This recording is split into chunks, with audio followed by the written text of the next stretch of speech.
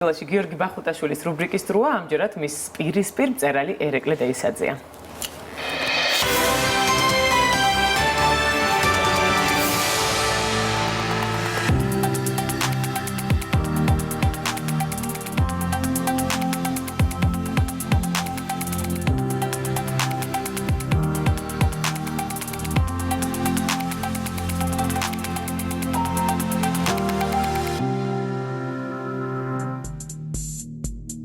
ეკო დილამშვიდობის. დილამშვიდობის. როგორ ახარ? მადლობთ, კარგად. პირველ რიგში მადლობა, რომ დამთავრდი ამ დილაუთენია. მადლობა მოწვევისთვის. ჯონ მაუსი დავინახე შენ მაიკაზე მიკროფონს რო იმაგრებდი. კი, ეს არის ადამიანი, რომელმაც გადამაწყვეტია, რომ მუსიკაში რაღაც საკუთარი თავი მეპოვნა, მეცა და ჩემი სიტყვა მეთქვა. ძალიან ბედნიერი ვიყავი, როდესაც 2017 წელს ეს მუსიკოსი საქართველოში ჩამოვიდა და მასთან ერთად ქონდა კონცერტი. ეხლა აქ რამე გავლენა ამ მუსიკას შენს? შეზღუდვის მხრივ ჟანრული შეზღუდვა არ მაქვს. უსმენ აბსოლუტურად ყველაფერს, რაც თანამედროვე მუსიკალურ ტენდენციებში მეტნაკლებად იკვეთება. თუ ამბანი კარგად არიცი, ტექსტსაც ვერ წაიკითხავ, ამიტომ ამ ამბანის ცოდნა ჩემთვის ძალიან მნიშვნელოვანია. ქუთაისი მამაქალაქიაო, გაგიგია ეგეთი ფრაზა? კი. ეთანხმები? ეთანხმები კი. ადრე დედაქალაქის სტატუსი ქონდა. მე ჩამოართეს ეს სტატუსი, დარჩა მამაქალაქი. რაღაცები სულ წართმევაზე არის, პარლამენტიც ქონდა, ეხლა წაგვართეს, წაიღეს, ჩამოიტანეს აქეთ. და რა უნდა მამას, რა უნდა ბოლო? მამას ალბათ ყველა მამას უნდა რომ თავისი შვილი ბედნიერი და კარგი იყოს, მაგრამ აი ეს ბედნიერების ინდიკატი რა არის, ცოტა ეს არის სადაო. აქ არის ფასეულობათა აღრევა, ფასეულობათა განსხვავება. ნებისმიერ შემთხვევაში მამა არის ადამიანი, რომელიც შენი, ესე ვთქვათ, ყველაზე კეთილმსურველი მტერია, ესე ვთქვი, რომელიც შენ არასდროს ცუდს არ გაგიკეთებს. მაგრამ შენ ყოველთვის უნდა იცადე, რომ მისგან თავი დააღწიო, მაგრამ ეს თავდაღწევა არ ნიშნავს, რომ რამე გცულდეს, ან პირიქით ეს სიყვარულით უნდა იყოს. თვით გამორკვევის პროცესში ძალიან მნიშვნელოვანი ობიექტია, ესე ვთქვათ, დასტოინი მოწინააღმდეგე. მამის სახით. იმიტომ პირველად, როდესაც ადამიანი იზრდება, იწყება ამბოხი იმ წრეში, ოჯახიდან იწყება, შემდეგ გადადის კლასში, უნივერსიტეტში, საზოგადოებაში, ეს ველი იშლება, მაგრამ პირველი კონფლიქტი ყოველთვის არის ოჯახში, როდესაც ეგრეთ წოდებული გარდატეხის ასაკი იწყება ადამიანში და ამიტომ ყველაზე მნიშვნელოვანი, ესე ვთქვათ, მოწინააღმდეგე ამ დროს არის მშობელი. ქურდობაზე თუ გიოცნებია ოდესმე? ქურდობაზე არ ოცნებობენ, ქურდები იბადებიან. ჩემ შემთხვევაში ყოველთვის იყო მომენტი, რომ რაღაცნაირად ეს არ არის ჩემი სფერო, თუმცა არის ძალიან საინტერესო დაკვირვების სფერო. ნებისმიერ შემთხვევაში მე პატივცემ ადამიანებს, რომლებსაც რაღაცის გამო თავის დადება შეუძლიათ, თავის გაწირვა შეუძლიათ. აი, ბანკებს რას ერჩი მითხარი? რაღაც ხშირად ისური ხოლმე მათი მიმართულებით. ბანკებს? ამ ქვეყანაში ბანკი არის კიდევ ერთი სახელმწიფო სახელმწიფოში, რომელიც სისტემასთან ერთად მიზანმიმართულად ძარცვავს სოციალურად დაბალ ფენას. ბუნებრივია ბანკებს მე არაფერს არ ვერჩი, უბრალოდ ბანკის მოტფიალე პოეტებს და მწერლებს ვის მიმართ მაქვს თანაგრძნობა. როგორ გონია, მდიდრებს თუ ართმევ და ღარიბებს აძლევ, აი ამ მოტივით ყაჩაღობა მოსულა? მე მგონია, რომ ეს ზოგადად წართმევა ძალიან ცუდი რამეა, როცა ადამიანს ართმევ. ამიტომ ნებისმიერი ძალადობის მოწინააღმდეგე ვარ. მსხვერპლი ყოფილ ხარ ძალადობის ოდესმე? ყველა ადამიანი მეტნაკლებად რაღაც ძალადობის მსხვერპლია, იმიტომ რომ ეს ძალადობა არ გულისხმობს რამე ვინმე ობიექტის მხრიდან ძალადობას. მოძალადეა ზოგადად გარემო, მოძალადეა სისტემა, მოძალადეა მასმედია და ყველა ვინც დღის წესრიგს გიდგენს თუ რაზე უნდა იფიქრო და როგორ უნდა განსაზღვროს შენი მომავალი, ანუ სხვები გინსაზღვრავენ. აი ამ შემთხვევაში მოძალადე, ხო, რაღაც მეტნაკლებად ჩემი მთელი ეს ველი, ეს ლექსები, მუსიკები, ეს არის სივრცე, ავტონომია, რომელიც ჯერჯერობით არსებობს. ყოველთვის ცდილობს სისტემა ადამიანები ერთმანეთს დააშოროს, მათ შორის უმდუბლობა გააჩინოს, დაყოს და იბატონოს. ჩემი პრინციპი სხვა არის.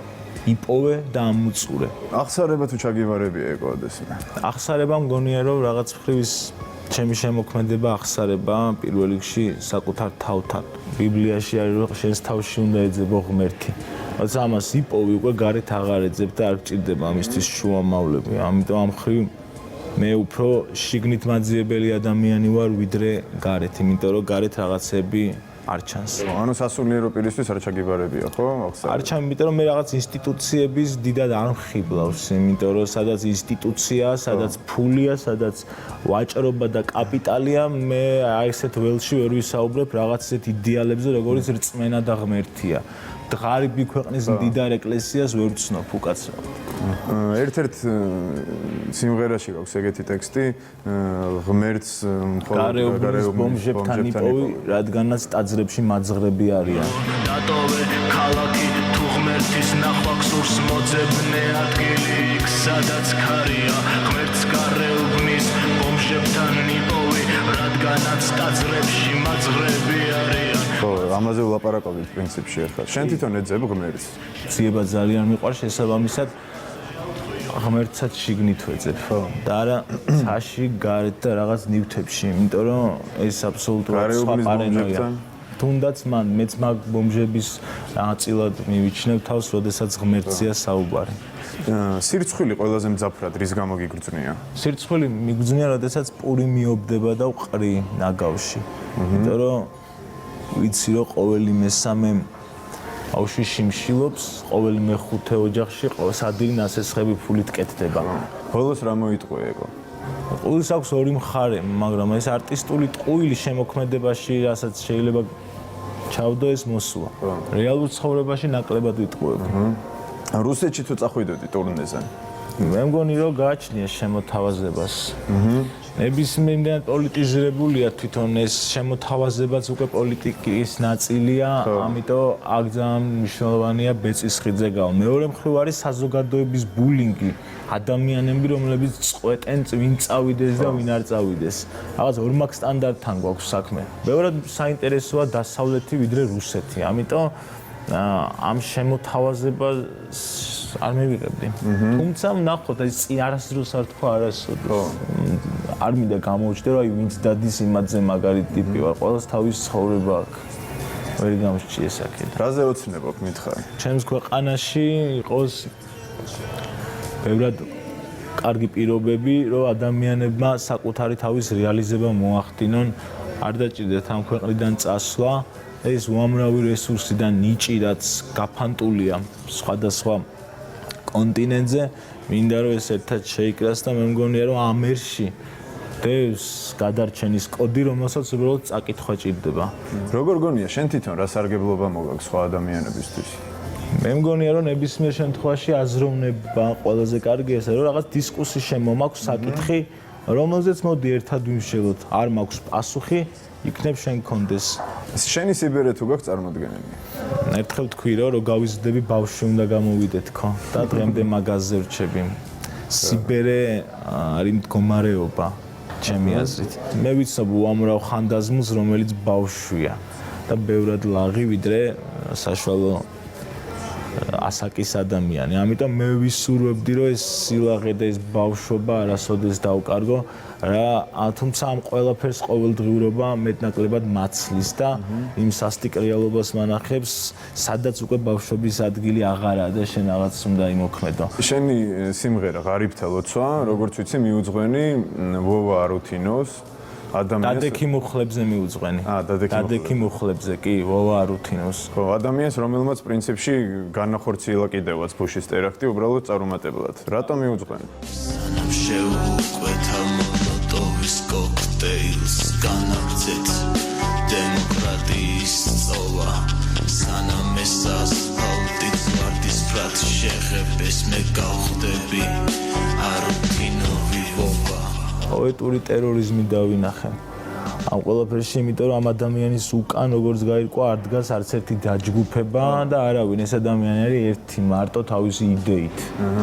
რომელმაც ეს განახორციელა, ეს რა შედეგს მოგვიტანდა, რამდენად ცუდი იქნებოდა, რა მოხდებოდა. მე ამ დისკუსში არ შევდივარ, უბრალოდ თავდადებისთვის მას ჩემგან ეს სიმღერა ეკუთვნის. თუ ამ გადაცემას ნახავს, მოვიკითხავ ვოვა არუთინოს. მე-20 საუკუნის 30-იან წლებში რო დაბადებულიყავი საბჭოთა კავშირში. გადარჩენის მიზნით უმღერებდი პარტიას და კომკავშირს. მე მგონი ტიციანთან ერთად დამხვეწავდნენ აუცილებლად. რას არ გააკეთებ არასდროს? პრინციპებზე უარს არ ვიტყვი. ამას დიდი ბედნიერება არაფერია, როდესაც შენ თავთან მართალი ხარ და ამ სიმართლეს მიუხედავად ყველა წინააღმდეგობისა მაინც ბოლომდე იცავ. ჩემ შემთხვევაში იყო, როდესაც წიგნის შემდეგ ყოველთელი საზოგადოება მომხედავ აბსოლუტურად მარტო ვიყავი და ვიყავი მართალი. რომელ ქვეყანაში გაიქცეოდი, რომელ ქვეყანას შეაფარებდი თავს? არ მიფიქრია მაგაზე არასდროს ერთი წამითაც კი მიუხედავად ბევრი წინააღმდეგობისა.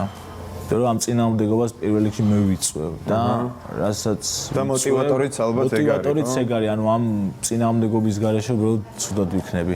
აქ უბრალოდ მგონია რომ რაღაცა მთავრდები და რაღაც ახალი უნდა დაიწყოს. ეს ახლის დაწყება ძალიან რთულია სხვა კულტურის წიაღში, ამიტომ მე თავს მაინც ყველაზე კომფორტულად ამ ქვეყანაში ვგრძნობ მიუხედავად ამდენი წინააღმდეგობის. და შთამომავლობას როგორ გინდა რომ დაამახსოვრდე? ძალიან დიდი სურვილი მაქვს რაღაცა ავტორიტარად არ ვიქცე ადამიანად, რომელსაც რაღაც კერპად შეხედავენ და გააღმერთებენ, იმიტომ რომ მე ყოველთვის მაგის წინააღმდეგი ვარ. ოჯახი რას ნიშნავს შენთვის?